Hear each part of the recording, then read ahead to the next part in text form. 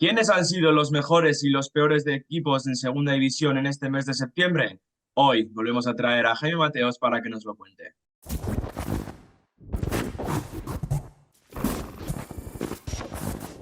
Un saludo y bienvenidos a todos al canal un día más. Como ya hicimos con el mes de agosto, volvemos a contar con el bono de Jaime Mateos para analizar, en este caso, el mes de septiembre en segunda división y lo que serían las jornadas desde la 4 hasta la 7. Un saludo, Jaime, y gracias una vez más por pasarte por el canal y hablar una vez más de segunda división. ¿Qué tal, Jürgen? ¿Cómo estás? Muy buenas. Pues nada, hoy un placer volver a estar aquí otro mes más y nada, a poner notas, ¿eh? Ya esto ya es la cuesta de septiembre, la vuelta al cole para muchos, que se le está haciendo cuesta arriba a más de un equipo, ¿eh? Antes de nada, Jaime, quiero pedir perdón un poquito si el audio no es bueno, porque están aquí de obras y bueno, la hora es la que es, no podrá decirles que estén en silencio, así que bueno, si en algún momento se mete un poquito de ruido por las obras, pedir perdón. Y bueno, como ya hicimos en el mes anterior, vamos a coger estas 4 jornadas de septiembre, como decía, de la 4 a la 7, y vamos a analizar quiénes han sido los 5 mejores equipos y cuáles han sido los 5 peores. Y como ya dijimos, Jaime, en el anterior, no es simplemente mirar la clasificación y ver qué 5 equipos están primeros, sino analizar qué esperábamos de ellos en este mes, teniendo en cuenta de cómo venían del mes de agosto, qué resultados han tenido, cómo han jugado, las expectativas, analizar un poquito todo el contexto, no solamente los resultados. Es el qué y el cómo, ¿no? Yo creo que también, al margen de mirar la clasificación, que evidentemente somos resultadistas muchas veces en los análisis, lo que pretendemos es que la gente vea el por qué, ¿no? ¿Qué le hemos visto de positivo o de negativo a un equipo que ha cosechado buenos o malos resultados en los últimos 4 o 5 partidos? Pues vamos a empezar, Jaime, si te parece, por los 5 mejores y vamos a empezar por el que sería el quinto mejor. Vamos a ir del quinto mejor al mejor. Y aquí un equipo que empezó muy mal la temporada, que está 11º ahora mismo, pero que el fútbol es tan bueno, es tan atractivo que lo hemos querido meter. Sí, hablamos indudablemente de la Franja Verde, hablamos del Elche, el equipo de Eder Sarabia, cuyo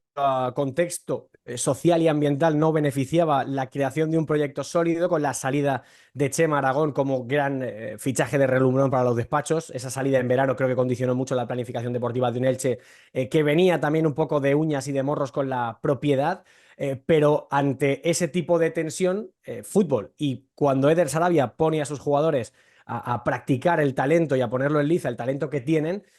es un equipo muy atractivo de ver. Había muchas dudas de si el Elche iba a ser capaz de remontar el vuelo. El mes de septiembre en general que ha hecho el conjunto ilicitano es absolutamente maravilloso, empezando por el partido del Córdoba de aquel lunes 2 de septiembre en el que parece que empieza a remontar un poco el vuelo. Ahí empiezas a ver un poco la sensación de un equipo que sabe jugar y que sabe a lo que quiere jugar, aunque los resultados no le acompañaran.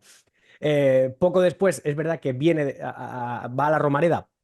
y pierde 3-0 en un partido contra el Real Zaragoza, un partido horroroso, en el que además pierde a Óscar Plano por una expulsión tonta. Pero a partir de ahí ha empezado a levantar el vuelo de una manera sorprendente, ya no solamente por los resultados, que en esos 3 últimos partidos son 7 de 9 puntos posibles, es la manera de hacerlo, ¿no? Empata 2 contra un Granada en un partido absolutamente loco, gana al Mirandés, que venía muy, muy bien, un equipo que se le cierra y que le niega los espacios y aún así sabe encontrar a un hombre libre para siempre encontrar una alternativa de remate dentro del área. Y luego el último fin de semana metiéndole 3 al Málaga. Tiene mucho mérito que a equipos tan defensivos y también estructurados como el Mirandés y el Málaga seas capaz de meterle 3 y un gol y generarle tantas ocasiones como le genera, por ejemplo, al Mirandés, ¿no? Entonces, a mí lo que más me ha gustado del Elche en este mes de septiembre es que ha sabido también reciclarse, no solamente ser un equipo que proponga a través de la pelota y a través de un juego de posición, sino que además también ponga a los carrileros a volar, que tenga mucha profundidad y que sea capaz de cargar el área a través de centros laterales, que es algo que a los equipos de Der Sarabia le hemos visto menos, ¿no? Entonces, el ver carrileros que son profundos, que el hecho de jugar con dos nueves como el propio de Daudi, el propio Agustín Álvarez y el propio Murad, los dos creo que ocupan un perfil con el que Eder Sarabia no se solía sentir demasiado a gusto, o que de tenerlos a lo mejor había jugado con uno. Y el hecho de que ahora que juegue con dos, con Nico Fernández por detrás, que me parece el hombre diferencial, el equipo va ganando mucho. De atrás adelante, porque también Bambo de Avilla, Fengruber le han dado al Elche mucha solidez en el centro del campo también, junto a Alex Febas y su vuelta a los terrenos de juego. Y luego, por supuesto, la presencia de Nico Fernández, que me parece uno de los jugadores de mayor talento de esta categoría. bastante importante en segunda división, Jaime, tener esos diferentes registros, esas diferentes soluciones que, como decías, en los equipos de Eder Sarabia hasta ahora no habíamos visto. Y sí que este cambio del Elche, que posiblemente en el mes de agosto hubiera sido uno de los peores equipos, que ahora está aquí, es un poco, bueno, la consecuencia de que Eder Sarabia haya encontrado esas soluciones diferenciales que no habíamos visto en clubes anteriores. Si te parece, vamos a pasar al cuarto y aquí tenemos que hablar de un equipo que un poquito a lo Bajini está segundo en la clasificación, un equipo muy sólido que encaja muy poquitos goles y que evidentemente es el Burgos. Sí, además a un estilo muy John Pérez Bolo y muy plantío, muy Burgos. Lo que gusta en Burgos es un equipo eléctrico, un equipo que a lo mejor no tenga que llevar necesariamente la posesión de la pelota ni que lleve la iniciativa a través del balón, sino que le gusta otro tipo de juego mucho más eléctrico, de mucho mayor ritmo y de mucha más presencia sin necesidad de ser un conjunto dominante a través de la posesión. Durante el mes de septiembre repasamos los resultados, perdió 0-2 contra el Castellón, haciendo un partido bastante bueno el conjunto de Dick Schroeder en el estadio del Plantío y a partir de ahí tocar fondo y empezar a sumar de tres. Fue capaz de plantarse ante uno de los mejores equipos y más sólidos como es la Sociedad Deportiva Huesca de Antonio Hidalgo y no solamente ganarle en el Alcoraz, sino que encima sacó la peor versión y el peor partido del Huesca en lo que va de temporada en aquel encuentro, el 7 de septiembre. Después recibió al Real Zaragoza, un equipo que venía al alza y que fue capaz de ganarle, es verdad que con cierta dosis de épica, con un gol en los últimos minutos de Alex Sancris, que está siendo el nombre propio de este Burgos Club de Fútbol. La semana después, en un partido un tanto gris, pero también respondiendo un poco a esa versión del Burgos algo más conservadora que en casa, lejos del plantío, es capaz de penalizar a un Deportivo de La Coruña que comete un error al final del partido y consigue aprovecharlo precisamente Alex Sancris. Luego es verdad que llega el gol de penalti, un penalti absurdo, pero ya con el 0-1 establecido en el marcador y sentencia con ese 0-2 final, ¿no? Pero también tiene mucho mérito que el Burgos se plante en Riazor, donde ha sido un poco siempre su asignatura pendiente, la de jugar bien fuera de casa y cosechar resultados fuera de casa. Bueno, pues fue capaz de plantarse ante el Deportivo de La Coruña y ganarle 0-2, aunque fuera en los últimos minutos. Y luego el contexto también de recibir el último partido del mes de septiembre a un Granada con un Escribá que se estrenaba, el Fran Escribá, como nuevo técnico del conjunto nazarí, que sabes que cuando un equipo llega en esas circunstancias va a haber ánimos revitalizados, van a venir jugadores con otros ánimos, plantillas que son prácticamente como si fueran nuevas porque no sabes lo que vas a esperar de ese partido con un nuevo entrenador. Tú tendrías estudiado a todo lo que había hecho el equipo y el rival con el anterior entrenador, pero lo que vaya a hacer de nuevo es una incógnita, ¿no? Vas a tener que ir corrigiendo a medida que vaya avanzando el partido. Bueno, pues incluso aún así es capaz de no solamente sacar un punto ante un buen Granada, sino que además fue capaz de ir remontando resultados adversos, ¿no? Como te decía antes, Alex Sancris es el hombre propio de este conjunto. Pero sobre todo la resistencia y la fortaleza del Burgos es el equipo, ¿no? Esa capacidad de presionar en campo contrario y de poner un ritmo muy alto en casa y luego de ser un equipo muy incómodo cuando juega a domicilio. Pues para entrar ya en el top 3 no nos vamos a ir muy lejos de Burgos, nos vamos a ir a Miranda. Y aquí, sobre todo, a mí lo sorprendente, Jaime, me parece que ha conseguido 7 de 12 puntos en este mes de septiembre, con solamente 3 goles a favor y un gol en contra. Y aquí, antes de ir a analizar este mes de septiembre, por contar un poquito la anécdota, hace un par de años entrevisté a un exjugador del Mirandés y me decía que, bueno, que este estilo del Mirandés, este proyecto, que en algún momento se iba a tener que acabar, porque al final tantas cesiones, tantos jugadores diferentes de una temporada a otra, en algún momento te puedes equivocar y y que ese proyecto no termine de funcionar, no parece que vaya a ser ese año. No parece, sobre todo porque además es un Mirandés que aunque tenga una plantilla nueva, prácticamente nueva como todos los años, es un Mirandés que ha aprendido de los errores del pasado. La segunda vuelta de Alessio Lisci con el Mirandés, el curso anterior, son números de descenso a primera ref. Es verdad que había hecho una muy buena primera vuelta, pero los números de la segunda vuelta eran de ser de los peores equipos de la categoría en cuanto a puntuación y sobre todo en cuanto a sensaciones defensivas. ¿Qué ha hecho Alessio Lisci? Convertirse en un equipo con registros que suelen triunfar en segunda división, que es la eficacia en las áreas. Esto es un tópico que se suele emplear en el mundo del fútbol, pero que en segunda división se aplica y además con un multiplicador. El Mirandés lleva 5 goles a favor, lleva solo 2 en contra, por lo tanto da a entender un poco que la prioridad este año de Alessio Lisci, aparte de jugar bien, que eso más o menos siempre ha sido un poco la tónica dominante en el Club Deportivo Mirandés, es el no encajar a la portería cero, y a partir de ahí ha conformado un equipo con línea de 5 atrás, con dos futbolistas jóvenes que están triunfando, como Juan Gutiérrez, canterano del Racing, y Pablo Tomeo, exjugador del Huesca, que por cierto viene de hacerle un gol a su ex equipo, con dos laterales largos, pero con también mucho sacrificio defensivo, como son Hugo Rincón y Julio Alonso. Y luego la posibilidad de jugar con un 9 que está triunfando de momento, como es Panicelli. De los 5 goles del Mirandés, 2 son del ex del Deportivo Alavés. Y luego, por supuesto, jugadores que ya estaban el año pasado, como Alberto Reina o Lassuer, ¿no? Quiero hacer un paréntesis también para destacar la figura de Raúl Fernández, que es el portero y que probablemente esté siendo uno de los mejores guardametas de la categoría en este inicio de temporada, pero que es que en los últimos 5 partidos durante el mes de septiembre, el Mirandés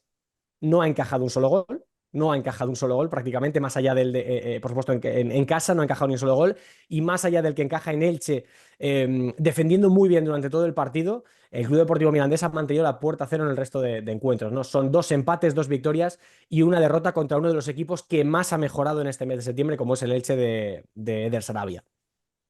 Pues vamos con los dos mejores y en la segunda posición, en ese segundo puesto, vamos a encontrar al único equipo que repite en cuanto al mes de agosto, que es el Racing de Santander, que ya veo por ahí esa bufanda del Racing, un equipo que conoces muy bien y que está siendo una de las sorpresas de alguna manera, uno de los mejores equipos en segunda división.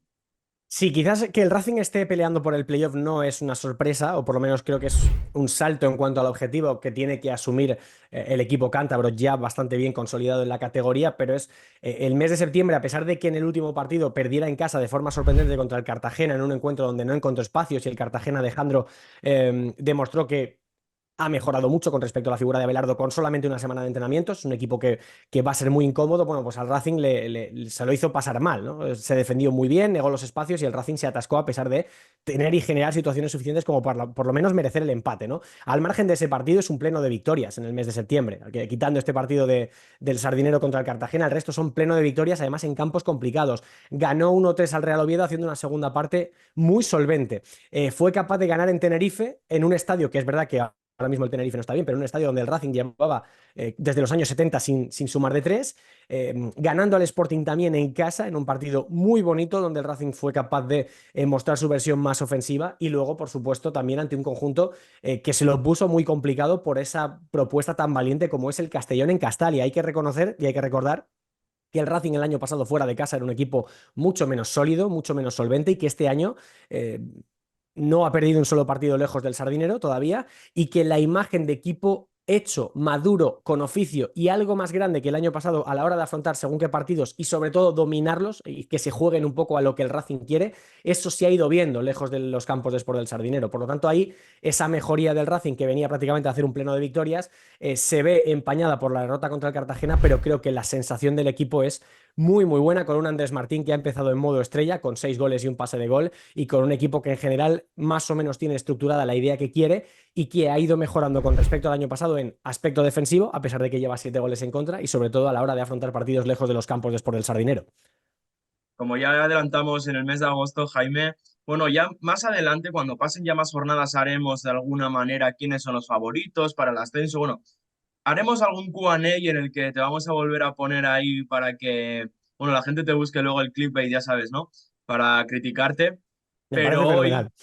pero hoy, evidentemente, decíamos antes de empezar que no es solamente mirar la clasificación para hacer este top, aunque realmente hoy en el top uno está el líder de la categoría, un Levante que viene de darle un baño terrible a la Unión Deportiva Almería, con 9 goles a favor, no ha perdido en todo el mes de septiembre y creo que a día de hoy es un equipo muy divertido futbolísticamente, pero que además está consiguiendo resultados. Sí, hablamos del líder de la categoría, que es el Levante, ¿no? El Levante en el mes de septiembre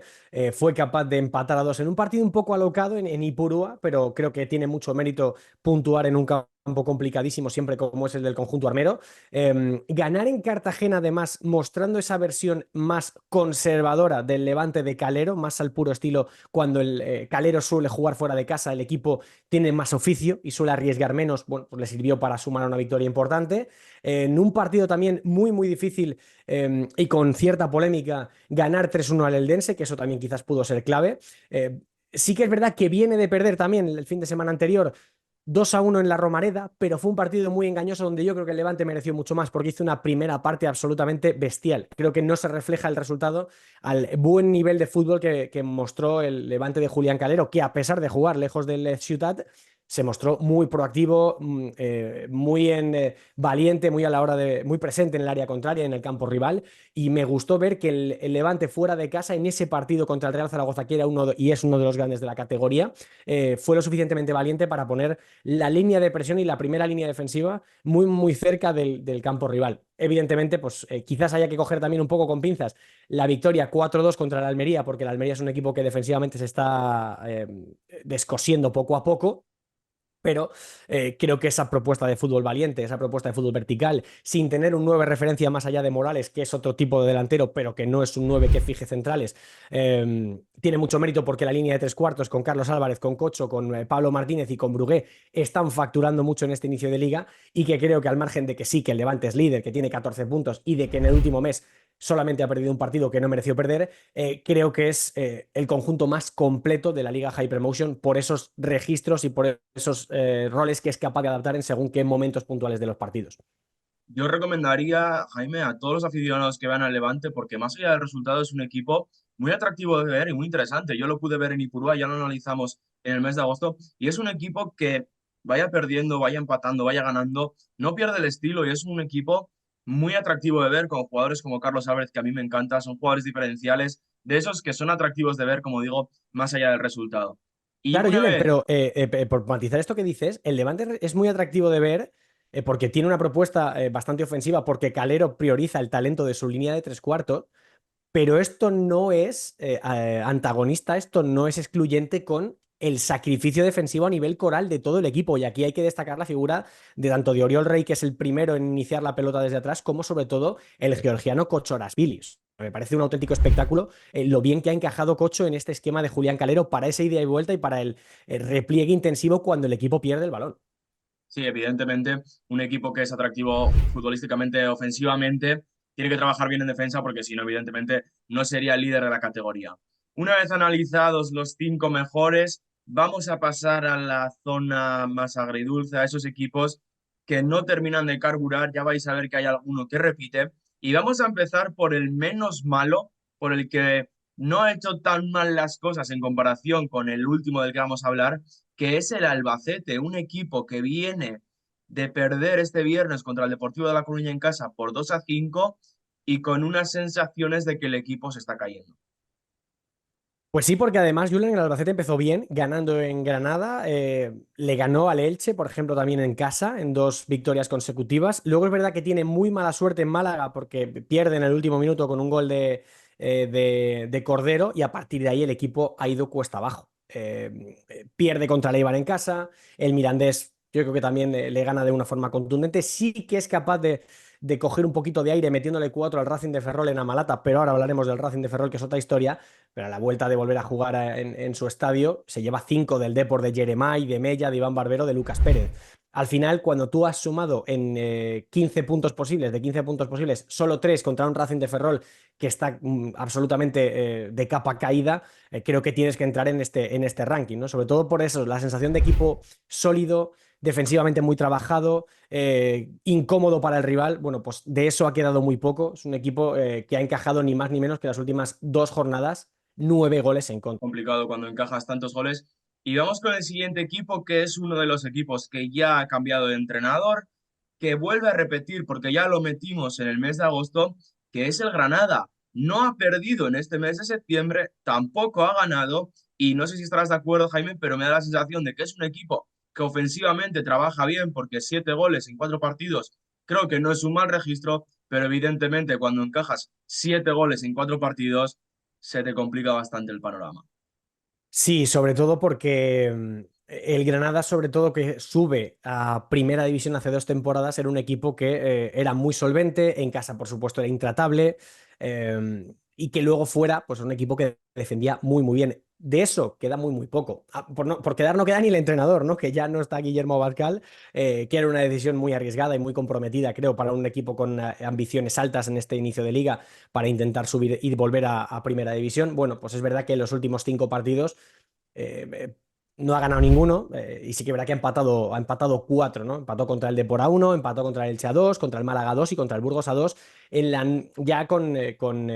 Fran Escribá como nuevo técnico. A ver, el Granada tiene mucho talento ofensivo, eso está claro. Además, con Escribá ya hemos visto ciertos cambios, por ejemplo, la presencia de un nuevo portero como es Diego Mariño, con Villar ya como titular, Reinier ahí como pareja de ataque de Uzuni. El que no cambia es Siataishvili, el georgiano, que está siendo yo creo probablemente el jugador más destacado del Granada en este inicio de temporada, pero al margen de individualidades que las tiene, lo has dicho tú antes, colectivamente no defiende bien, no es un equipo regular ni constante en los partidos y que parece que le pesa mucho enseguida cualquier tipo de contrariedad. Es un equipo que además da la sensación de vivir en la tensión permanente. Vimos esa celebración de Carlos Neva en la semana anterior contra el Málaga, en un partido que pierde además a última hora. Bueno, sí que se ven ciertos componentes de tensión en un equipo que necesita la regularidad, necesita la tranquilidad y necesita la confianza. Y yo creo que por eso llega el fichaje de Escribá, para defender mejor y para que el equipo empiece a crecer de atrás hacia adelante, porque sabe que defendiendo bien, con el talento y la pegada que tiene arriba, ni más ni menos con Mirtu Uzuni, por ejemplo, como hombre más destacado, al margen de futbolistas como son Weisman. Yo creo que ahí el Granada, si empieza a crecer bien desde atrás, el equipo va a ganar muchos partidos porque arriba tiene mucha, mucha pegada.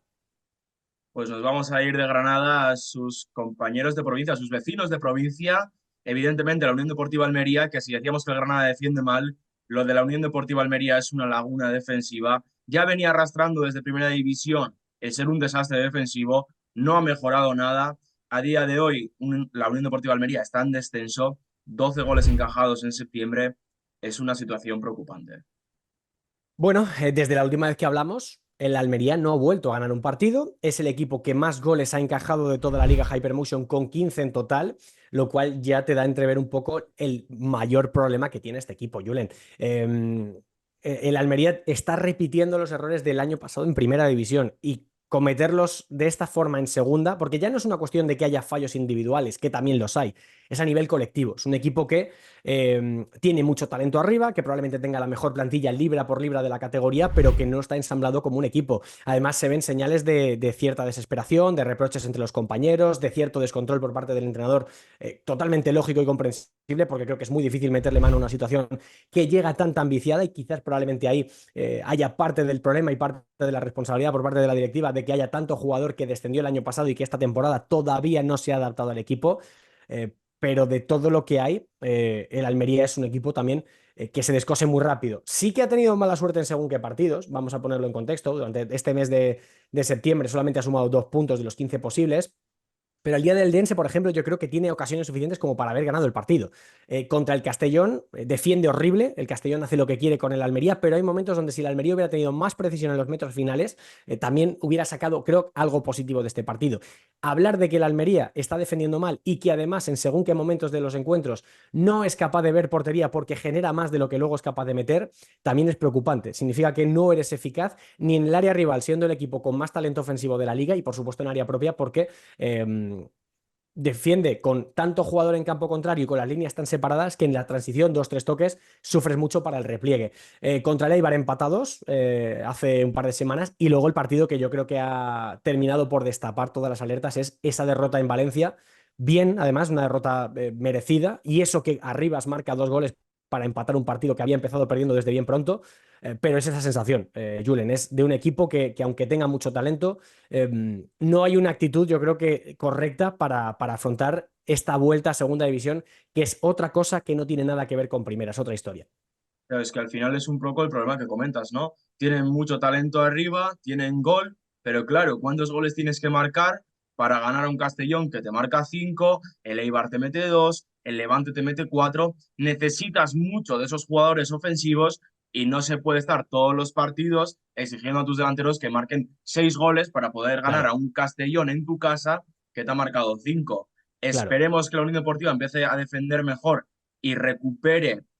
esa posición que debería estar por ese talento que comentas. El que tiene mala pinta, porque ya lo hablamos de que tenía una plantilla peor, que no daba buenas sensaciones, es el Racing de Ferrol, que empezó bien el mes con 2 empates, pero sus 2 últimos partidos, con 7 goles encajados, contra un Albacete que pierde 4-1, que ya hemos hablado de lo mal que está, y contra un Córdoba, contra el que pierde también 3-1, situación complicada el Racing de Ferrol. Sí, quizás a lo mejor tendríamos que haber sido más benévolos como fuimos en el anterior ranking con el Racing de Ferrol y haberlo puesto incluso por delante de la Almería porque lo has dicho, es el equipo que creo que mayor downgrade ha sufrido en su plantilla, un poco como lo que le pasó a la Andorra el año anterior. Se le han ido jugadores muy muy importantes y que esta temporada incluso habiendo firmado buenos futbolistas, creo que Bebé es un gran jugador, creo que Robert Correa es muy buen lateral, creo que Josué Dorrio es muy buen futbolista, que Luis Perea te va a dar algo en el centro del campo, que Chiqui Borrego con el Alcorcón demostró ser muy buen futbolista, que Naldo incluso ha sido muy buen central en los primeros partidos de la temporada. Bueno, yo creo que el Racing de Ferrol no tiene tan mal equipo, pero sí pierde mucho en la comparativa con el año pasado y por eso está tan abajo. Al margen de eso, le está costando mucho hacer gol, solamente lleva 2 goles a favor en los últimos 5 partidos y sobre todo esa sensación de equipo plano, de equipo que no tiene, donde, no hay más cera que la que arde, no tiene casi plan de juego ofensivo porque genera muy poco y porque atrás, que era un poco su mayor virtud, en los últimos 2 partidos se ha deshecho por completo. 4 goles en contra en casa contra el Albacete. Fíjate que el Albacete no está bien tampoco, lo hemos comentado antes. Y luego 3-1 contra el Córdoba, un Córdoba que tiene un estilo de juego muy marcado, que los resultados no le han acompañado, pero que yo creo que merece más puntos de los que tiene. Bueno, pues vimos a un Córdoba muy proactivo, muy en la línea de Iván, de equipo intenso, sobre todo en casa, y muy vertical, pasando por encima de un Racing de Ferrol que prácticamente, pues más allá de del balón parado, que yo creo que es eh, su único punto fuerte, con ese gol de Puric, de Alexa Puric, es que el Racing de Ferrol no es más que esto. El Racing de Ferrol no tiene más peligro que a balón parado. El resto es un conjunto que le cuesta mucho hilvanar una jugada, que defensivamente sí, intenta ser correcto, pero siempre en algún momento le comete algún error o le penaliza algún tipo de fallo tanto individual como colectivo. Y sobre todo teniendo en cuenta que arriba tiene muy, muy poquito, porque este año Álvaro Jiménez no parece el mismo Álvaro Jiménez del año anterior, y sobre todo porque no está igual de bien rodeado, pues da la sensación de que el Racing de Ferrol va a sufrir mucho este año si quiere mantener la categoría. Es uno de los grandes candidatos a bajar precisamente por ese salto hacia atrás que ha dado, ¿no? en la calidad de la plantilla.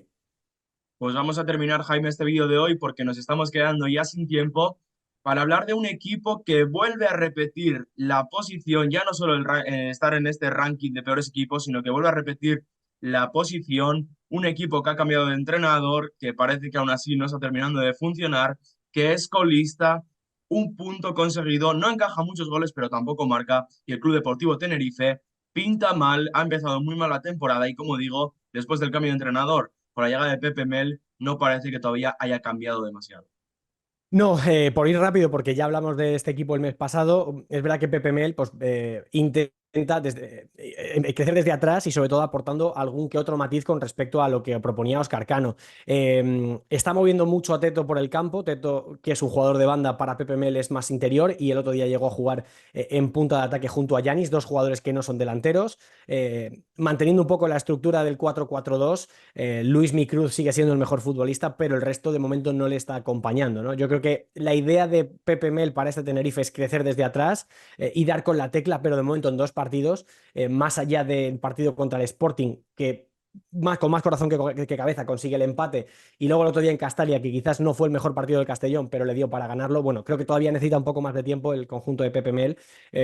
pero no pinta muy bien, desde luego, teniendo mejor plantilla que para estar colista, sin duda. Pues hasta aquí, Jaime, este repaso del mes de septiembre. Evidentemente, habrá gente que esté de acuerdo y otros que no, así que en comentarios nos podéis dejar qué equipos hubierais metido vosotros y, bueno, qué equipos no estáis de acuerdo con que los hayamos metido y por qué. Si os ha gustado el vídeo, dejar un like, suscribiros al canal y dejarnos también en comentarios esas preguntas que le vamos a soltar a Jaime en el siguiente vídeo que grabemos.